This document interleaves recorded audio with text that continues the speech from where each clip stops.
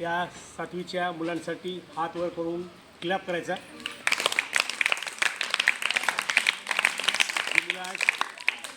ही मुलं आज आपल्या शाळेत फक्त निकालाची वाट बघत आहेत.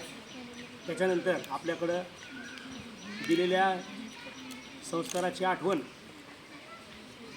ज्यावेळेस येईल त्यावेळेस ते पाहतील आणि या शाळेतून खूप चांगले संस्कार आपल्याला दिलेत. आत्ता आदरणीय पुरी सर यांनी सांगितलं की ज्या कामात जात आहात तिथं तुम्हाला चिटकून राहायचे, तिथं सातत्य ठेवायचे. आपल्या भारताला पहिल्यांदाच एक मेडल मिळालं होतं ऑलिम्पिकमध्ये. हे ऑलिम्पिकमध्ये मेडल मिळालं होतं. ते कशात मिळालं हे जरा शोधायचं तुम्ही, बरं का. फक्त त्यांचं नाव सांगतो. त्यांचं नाव होतं खाशाबा जाधव, बरं का. खाशाबा जाधवचं एक वैशिष्ट्य असं होतं की त्यांच्याकडं घड्याळ नव्हती. त्या काळात घड्याळ नव्हती आणि मग किती वेळ व्यायाम करायचा, किती दंड बैठका मारायच्या. तर त्यांनी काय केले होते, उदबत्ती असते आपली, ती उदबत्ती मोडली होती. उदबत्ती उभी मोडली होती आणि काय करायचं, एक उदबत्ती लावायची सकाळी आणि एक लावायची संध्याकाळी. संध्याकाळी म्हणजे बरोबर 3:30 पावणे 4ला त्यांची झोप व्हायची.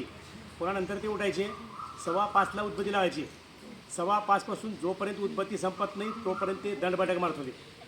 सकाळची फेरी तशीच होती, म्हणजे उदबत्ती संपली की त्यांचा व्यायाम संपला. एवढं मोठं सातत्य त्यांच्या कामामध्ये होतं. एवढा वेळ त्यांनी त्या कुस्तीला दिला होता. तसा वेळ दिल्यामुळं तेवढ्या स्पर्धेमध्ये ऑलिम्पिकमध्ये त्यांना ते मेडल मिळालं. आपणही आपल्या आयुष्याला काहीतरी वेळ दिला पाहिजे. आयुष्य काय करतं आहे, आपल्याला काहीतरी देतं आहे. तुम्हाला माहिती आहे का, तुम्ही नेहमी गणपतीच्या पाया पडत जाता का नाही, जातो का? कोण पडते रे देवाच्या पाया पडतो का?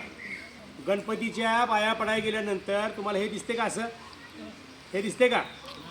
ह्याचा अर्थ माहिती आहे का तुम्हाला काय ते? हां, इकडच्या हातामध्ये सुपारी असते, इकडं आशीर्वाद असतो का नाही. ते काय म्हणतात माहिती आहे का, तुम्ही 4 आण्याचं मला द्या, तुम्हाला मी 12 देतो. 12 कळलं का नाही. म्हणजे 1 रुपयामध्ये 25% ऐका, 25% त्यांना दिलं तर 75% मिळते. तिथे गणपती मागत नाही.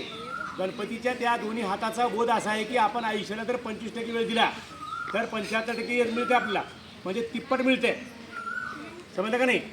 असं भविष्यात वेळ देताना आपलं एक सातत्य ठेवा.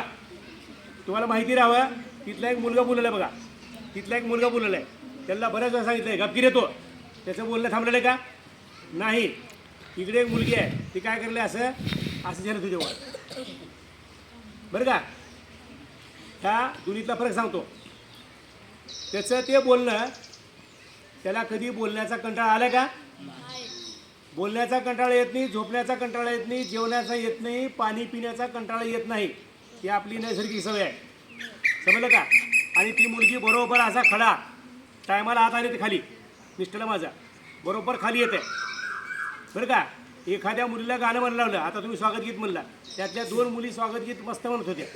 तो त्यांचा ऐच्छिक गुण आहे, बरं का. लपलेले त्यांचे गुण आहेत, ते त्याला पोटेन्शियल म्हणतात, बरं का.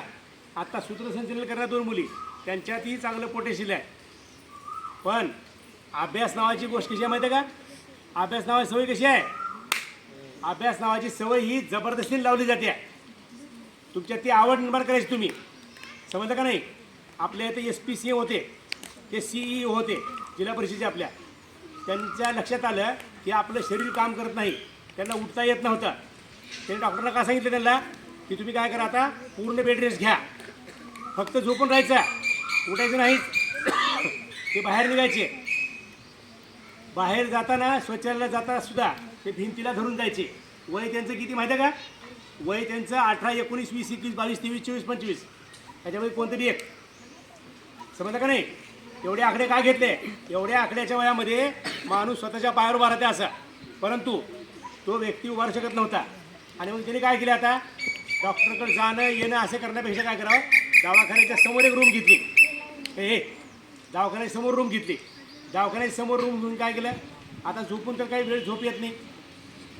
मग त्यांनी पुस्तक मागितले. कुठले पुस्तक मागितले, UPSCचे पुस्तक मागितले. केंद्रीय लोकसेवा आयोगाचे पुस्तकं मागविले आणि दिवस रात्र कंटिन्यू जवळजवळ 8 महिने अभ्यास केला आणि पहिली परीक्षा दिली. पहिल्याच परीक्षेत पास झाले ते. त्याच्या अगोदर परीक्षेला काही नोंद नाही, परंतु पहिल्या परीक्षेत पास झाले आणि आपल्या लातूरला CEO झाले.